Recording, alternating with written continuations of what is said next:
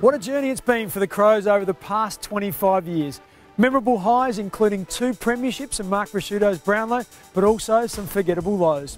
We've put together this condensed version of the club's history to bring back some of those memories. They were interesting times. We headed down to West Lakes for the very first time. We didn't have a name, we didn't have a symbol. There were some ATCO huts around. We weren't sure where they were going to build some offices. We weren't sure who had positions, who was the CEO, who was the chairman.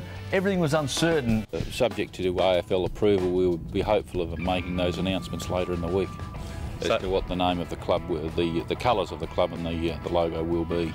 By three-quarter time it was all over. A deficit of 68 points was impossible to make up.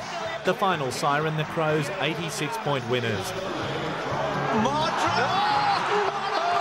is the mark of the year. One of the great opportunities to win a premiership has been missed, because this year, more than any year in any competition, I think, was a winnable grand final and a premiership there to be grabbed and taken. While Robert Shaw headed to Melbourne at 6 o'clock this morning, believed to be looking for a position in football in Victoria. Again, he refused to comment on his departure.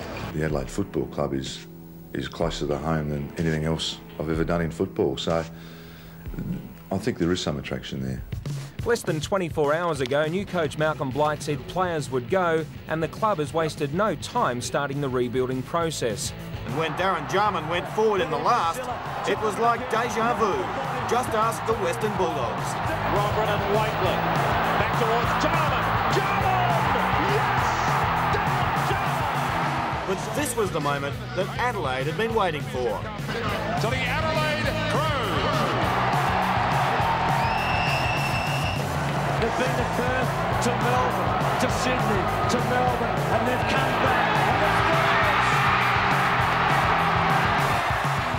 I think it's a dream come true for most of the players, and for Malcolm to get back as well, it's fantastic. The club has today regretfully accepted the resignation of Malcolm Blight as senior coach of the club, effective from the last match of this season. Obviously stunned and shocked would probably be the first 2 words come to mind, and obviously, it's been a good 3 years that we've had with Malcolm, and it's obviously sad to see him leave. He's definitely taught the players a hell of a lot, and the fact that he's not going to be teaching us anymore is probably going to be the hardest thing. The Crows package will net Carey around $1.6 million over 3 years.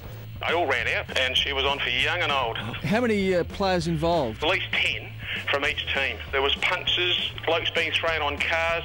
Adelaide, Prosciutto, one vote. There is a 3-way tie for the Brownlow medal. A. Goods, Prosciutto and N. Buckley. It really is a dream. I can't believe I'm up here. I'm probably more nervous than I've been for in my whole lifetime, but yeah, I'm bloody glad I won it. The club's been fined $300,000 and they've lost their first and second picks for next year's national draft.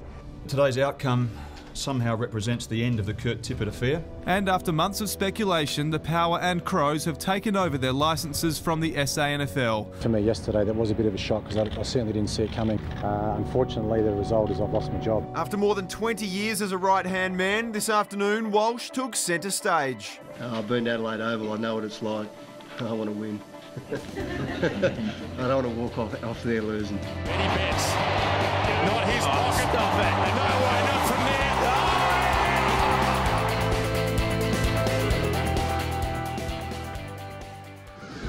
The mid-year break gives the players and coaches the opportunity to recover and recharge for the remainder of the season.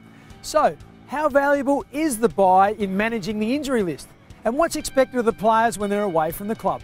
These are some of the questions we put to physical performance manager Nick Poulos in Under the Coach's Roof, brought to you by Victory Verandas. They need to have a break, mental, physical break, so the expectation is not to do anything for a number of days.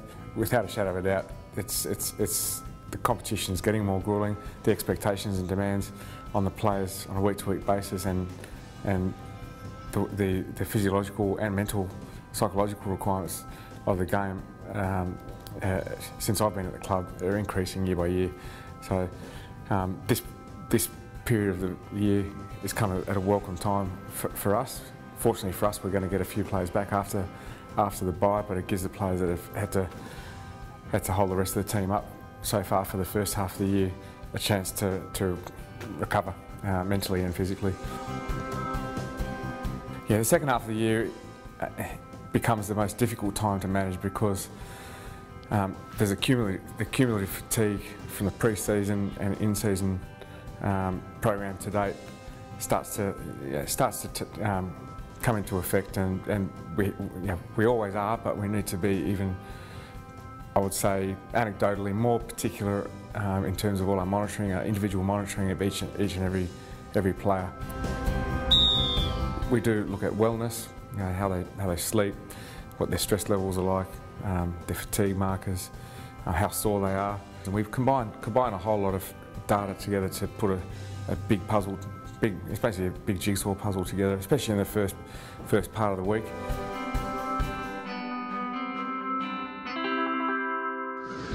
A few weeks ago, stadium management told us about the enormous amount of food consumed by supporters each week.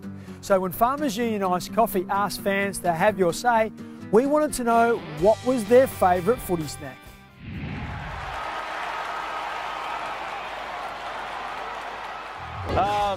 Could be chocolate and some iced coffee. Definitely the dim sims here, they're delicious. Oh, cheese and bickies. Sausage. Sausage rolls? Yeah. Hot chips. I like hot chips. I could say a wine. The chicken hamburger.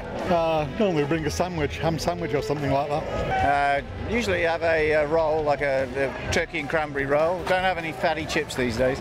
A sandwich. A sandwich. Sandwich? Yes. What's on your sandwich? You got a go-to one each week? Chicken and salad. Probably a pie. Chicken roll. Probably a hot dog. Chips are a good price. Hot chips or footy pie. Yeah, hot chips. Always a pie. I like all of the vans out the back of the members section. Always delicious selections there. It varies from week to week. Depends what's open in the members and those little vans, sometimes Indian. Hot dogs. Probably hot dogs. Burgers. Farmers Union Iced Coffee. Farmers Union Iced Coffee. Farmers Union Iced Coffee are great as well. Not too many surprises there. Keep watching after the break. Meet the Victorian who's likely to finish his career as a Crow.